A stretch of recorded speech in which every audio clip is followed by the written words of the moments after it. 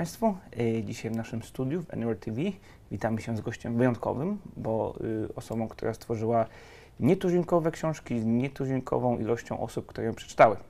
Powstały nawet filmy, powstały nawet prawdopodobnie słuchowiska, a dzisiaj będziemy rozmawiać o jego najnowszej książce, która nazywa się Koniec, opowieści, and in English it's End of Story. So, it's a book. It is. About the book. It is. About many books. Agreed, yes. Yes, yes. We have established what we are talking about. Our parameters of conversation. Same page. Yeah. Yes. So, it's a book about an older writer, crime writer, who is involved or not in a murder, or at least he's being accused of that. And my first question should probably be, should I be worried?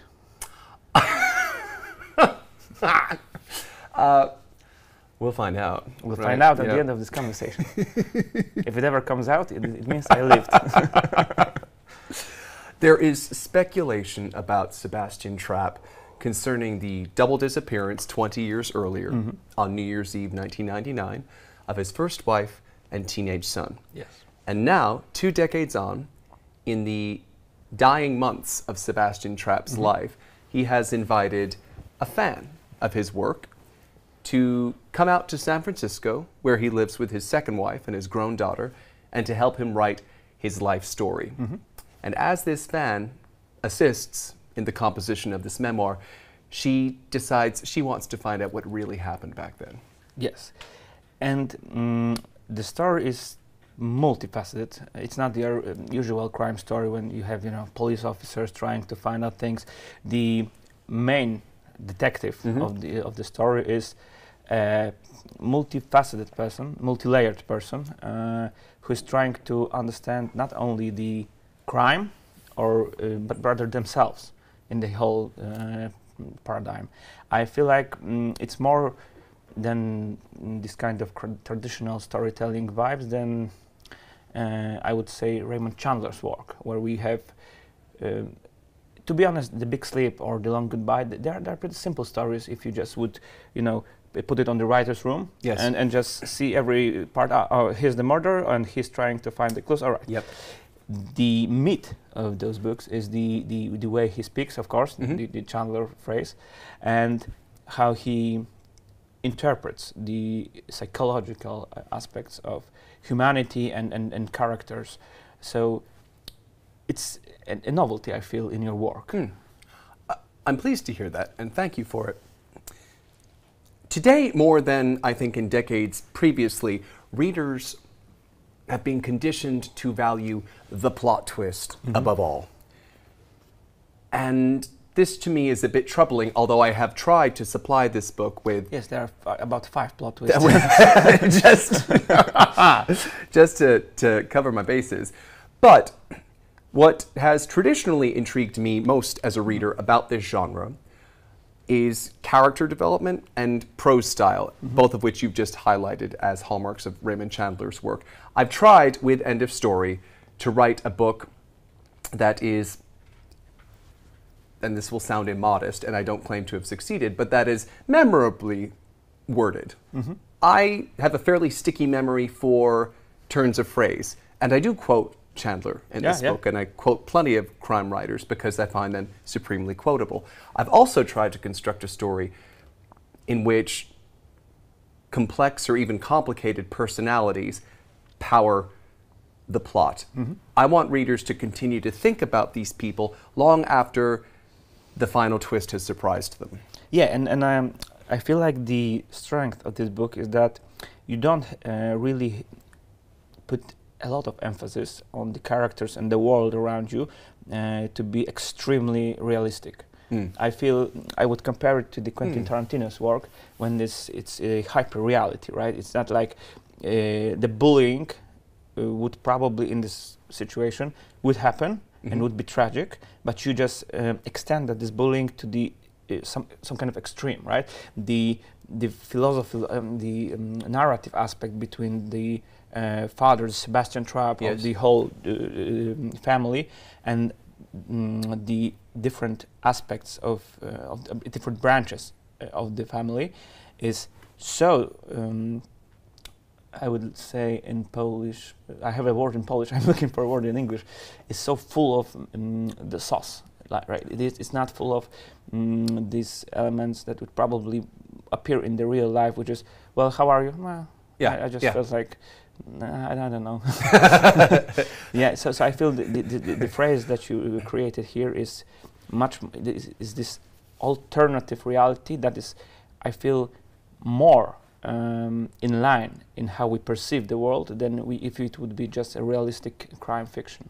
I am really pleased to hear that. I haven't actually heard it before in a context like this, and that's really gratifying. There is something, the word I tend to use is heightened in this book. The settings are a bit heightened. Everything is quite cinematic. It's a cinematic rendering of San Francisco, a city of fog and these swollen streets and these mysterious woods. There is something heightened about the way these characters speak. They are wittier than I am. They speak in more polished phrases than I do. And there's obviously something heightened about this rather elaborately plotted story. And this is for a couple of reasons. First, I feel that if I want to hear characters speak in ordinary phrases, I can just go outside. I mean, I speak in ordinary phrases all day, every day. It's not necessarily what I want to read about. And secondly, I have come to appreciate, having written 2 books and having published quite a few, the challenge in writing a crime novel is that on the one hand, you've got to create a story that is sufficiently credible that readers will believe it. Because otherwise we're reading a fantasy. On the other hand, those characters have to make choices that most people would not make. And yet we still need to believe them. So you've got to walk that line, and it's tricky. It's definitely tricky. I feel like you managed to accomplish that task as, well, we will see how the readers will find it. We will, yes, indeed. Nevertheless, I feel like there is something about this book, because I don't really am a fan of these classical crime novels. I feel like they lack the nuance of the letter. But I feel like you came across this conundrum where there is something about Conan Doyle works that transcends the genre. Do you feel like you wanted to transcend the crime genre in your book? That's exactly what I want to do. And I'm sort of reluctant, or I have been reluctant, to phrase it along those lines simply because I don't want people thinking I'm talking down to the genre. I love this genre. I grew up reading crime novels. I published crime novels. I'm very proud to write crime novels. At the same time, I feel that crime novels are a pretty elastic medium that can offer more even to readers who don't traditionally read them. I like to think that this book is not merely about a crime or crimes, that it is about fathers and sons, that it is about how families, people living under the same roof, can go years keeping secrets for one another. I like to think it is about, and this will sound pretentious, but I like to think it's about identity. People in this book wear masks, at times literally. There's an entire sequence in which everyone is wearing a mask. This genre, ideally, can offer to the casual reader, the reader who is looking for nothing more, a fun, satisfying plot. I am trying to write books that offer fun, satisfying plots to those readers, and at the same time are offering more dimensions to readers like you who wouldn't ordinarily read these books. So I take that as, if I may, as a massive compliment. That's great. Feel free to use it for yourself if you feel down. I'm going to get it tattooed. Well, this Polish journalist. Exactly. Kuba. What do you think about this phrase from Polish literature, from Gombrowicz works, that we can only escape one mask by getting another? Oh, who said that? Gombrowicz. Witold Gombrowicz. God, I think that's bleak but accurate, isn't it? Maybe it's not bleak. It's pretty bleak. He had some fun with Polish phrases, so it means it's a little bit different in Polish. It's called gęba. Gęba. Which means literally an ugly word for a face. Gamba. Yeah, from one gamba to another. You've taught me a couple phrases Yeah. today, actually. I agree, actually. And I said that was bleak a moment ago because it suggests that at no point do we ever share the truth with a capital T with others. But possibly, oh man, I don't know. This is philosophy, I suppose, but possibly.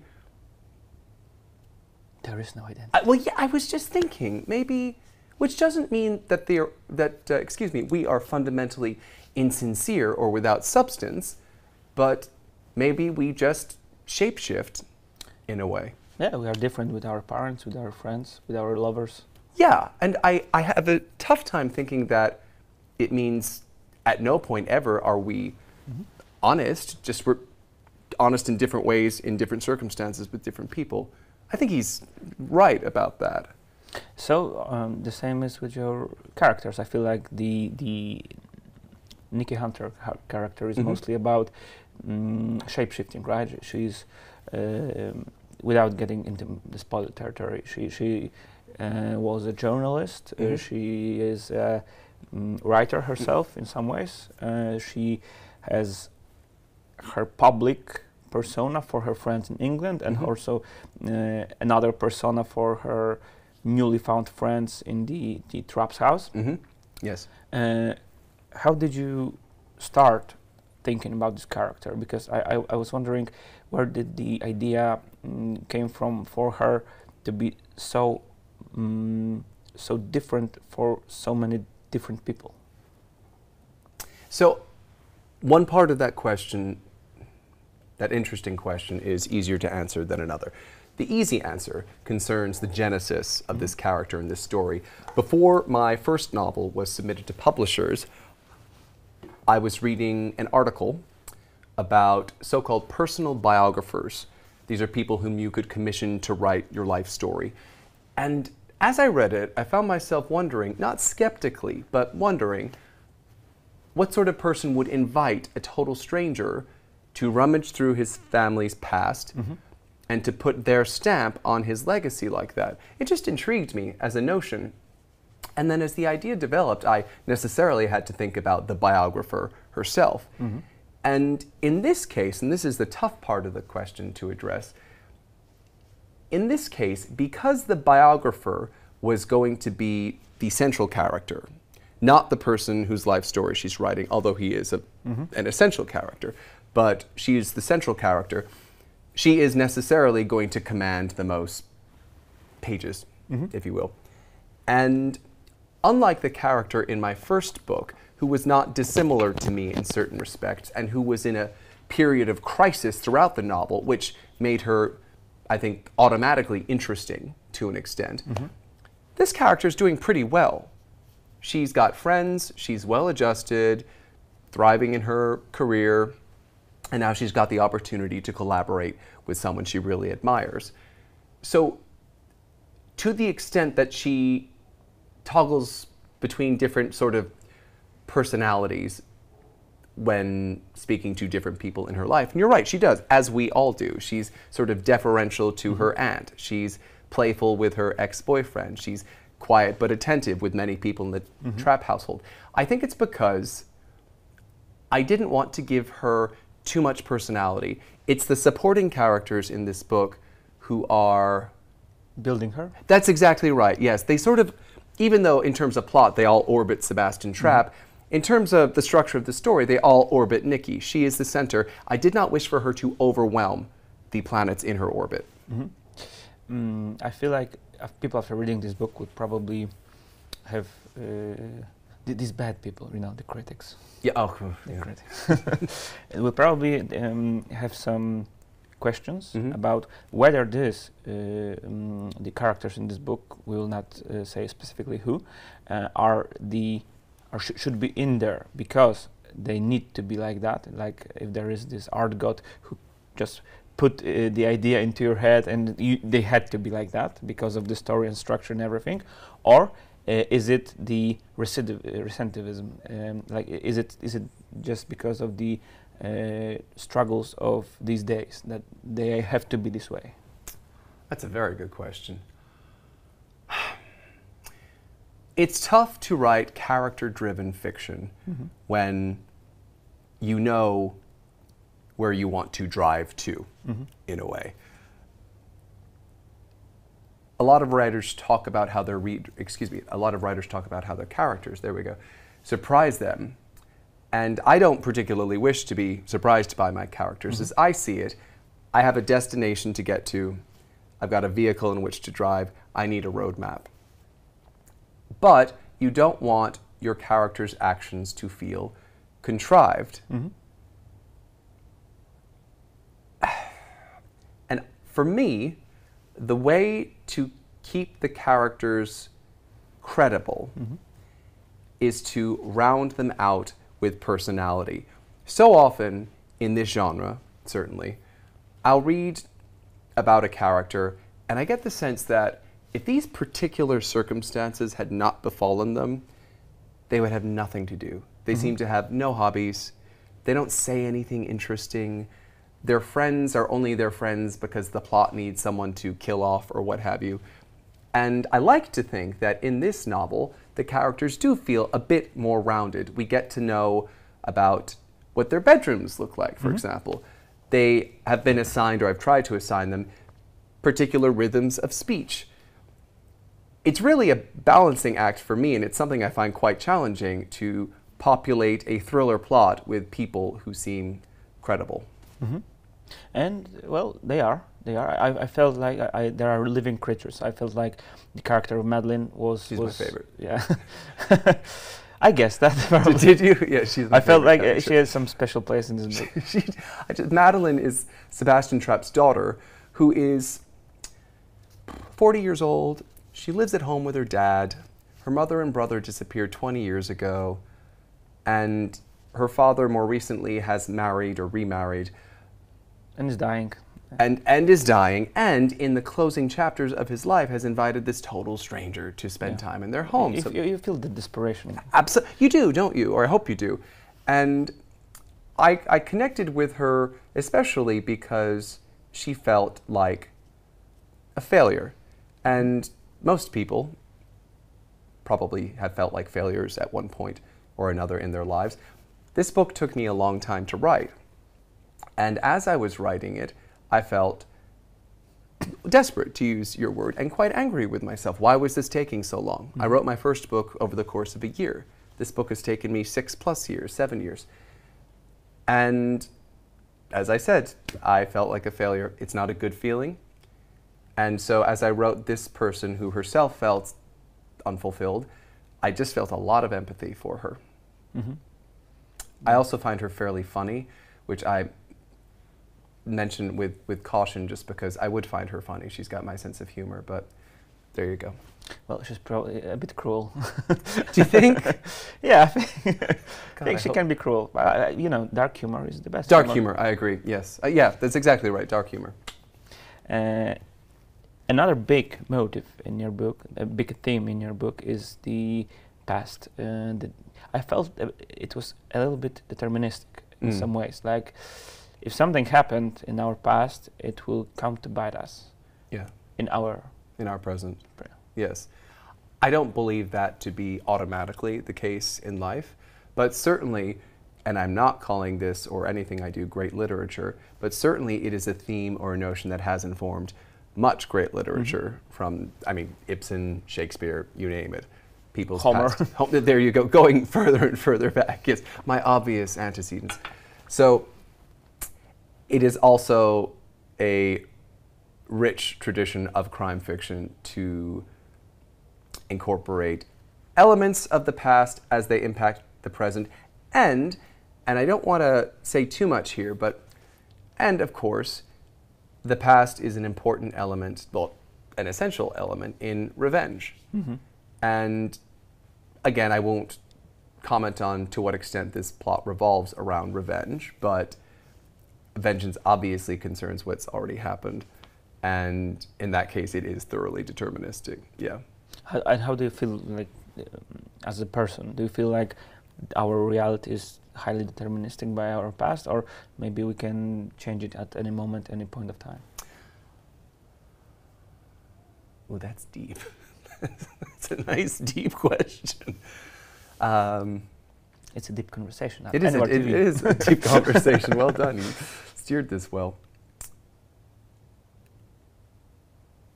I tend to think a lot about what's happened. I tend to wallow, which is not an attractive quality and not something I particularly like about myself. So I, for one, often let the past in. And if you wade too deep into it, then of course it's going to, you know. It looks back at you. That's that's better put than I would have put it. Yes, exactly.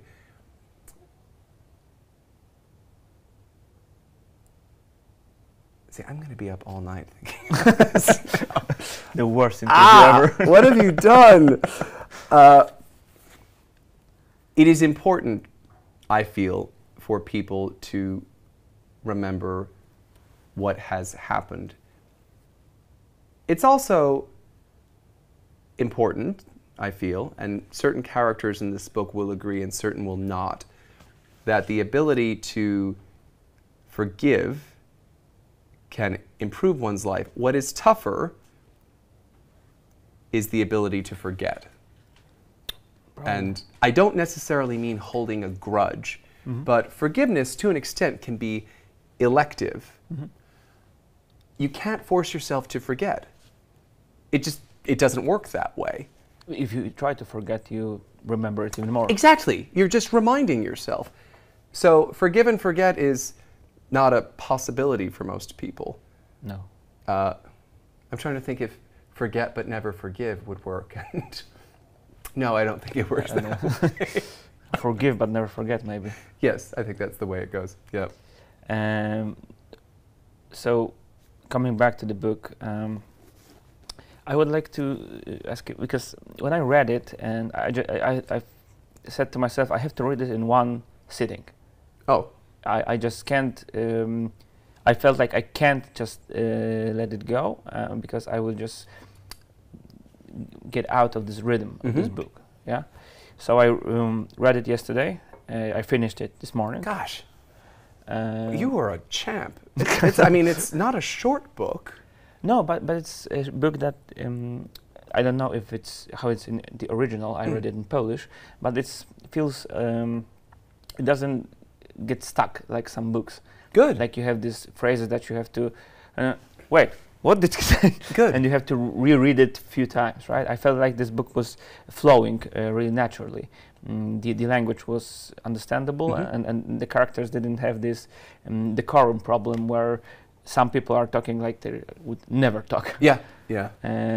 Yeah, so when it comes to writing this book, how did you plan out this plot, this mystery? Because I felt like it wasn't, if I would write this book, I thought I would write the ending and then go back to the beginning. That's not dissimilar to how I approached it. I knew my setup, and I knew where I wanted it to end. And I can't talk much about that without giving anything away, but I knew what I wanted the major reveal to be. How would I get there? And I do not find plotting very fun. I have to plot everything before I begin writing. So this book in English comprises, in its final version, about 110,000 words. The outline I prepared before writing a word was about 25,000 words. That is a very long outline. But I wanted to account for every single scene, every single beat. And I knew that I wanted to set scenes in certain venues. One of the reasons I selected San Francisco as the locale for this book is because when I read a novel, I sort of want the tourist experience. I like to recognize landmarks in novel. And San Francisco is packed with pretty iconic locations. From, you know, the Golden Gate Bridge to Chinatown to the fog. People recognize the fog. And they sit mostly at home. They do spend most of their time at home, but as opposed to my previous book in which the heroine never left the house, I did want people to roam the city a bit. So we get to visit each of those places a few times, once or twice.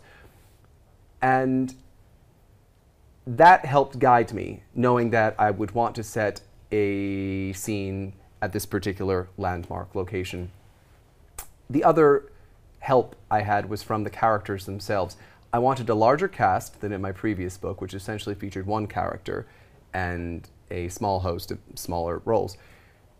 In this one, I wanted about 8 or 9 well-developed roles, because it is, or it's supposed to be, a sort of Agatha Christie-style mystery or a Sherlock Holmes country house mystery, in which you've got about half a dozen to a dozen characters, each of whom you get to know. And you have to have characters that are the decoys. Yes, precisely. Yes, exactly. But if you don't get to know them well enough, you're not going to consider them seriously as decoys. Yeah. So that is how it all came together, but I don't know how I assembled the ingredients. Or no, I do know how I assembled the ingredients. I don't know how I blended them exactly. It just happened. That's a lame answer. No, I feel like it's a good answer, as you have this ending that you are just trying to get to, so you're swimming to just get to the shore. It does feel like swimming. That's actually really apt, and sometimes you're kind of... Yeah, you're wallowing a bit to the right, to the left. A little, you're flailing a bit. I will say, there was a dog in this novel, a French bulldog. I have a French bulldog, and I wanted to include a dog in my first book, but because the character was agoraphobic, she couldn't have a dog. It had to be a cat. This time around, French bulldog. And I write the book, I submit it to my agent, my literary agent, who returns it, and she says, okay, so I know what the dog is doing in every chapter of this book.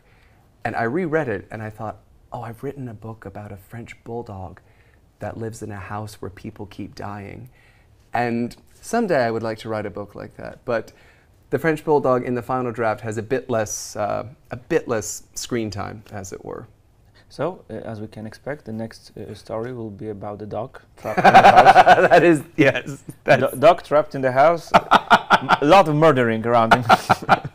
I have explained to my dog that if this becomes a film or a streaming series, she has to audition for that role. She's not getting it automatically. No, everyone has to audition. Everyone no nepotism. No nepotism. I think a lot of actors or actresses want that part. So, yeah, you know, Nicole Kidman could be the next Watson. She's desperate to play the French bulldog. Yes, the role of her career. Essentially. Yeah. So we can probably pretty safely say that it's a book. If you like the previous work of A.J, definitely you will like this one. I think that it has a lot of potential to become a series, a TV series. I feel I can see that you have created this a little bit like there are episodes in there. Every day after day after day. Yeah, it could be a whole episode that ends and you want to know what's in the next day and everything. Oh, you're completely right. I was thinking at first you're completely right. I was thinking you meant that it's obviously inspired by the pacing of a screenplay, and it is. Yeah. I watch a lot of films, and I like how good films make. And also you have just like episodes. But you're right, and I hadn't thought about. There you go, right there. That could be episode 3 or whatever. Is Thursday. Schwartek, there you go. It'll be Thursday episode. Yeah. So come on, buy this book, wait for the series, and yeah. Good talking to you. Thank you for the opportunity. Thank you I for appreciate the talk, it. and we'll see you in the next time when AJ will publish his dog book.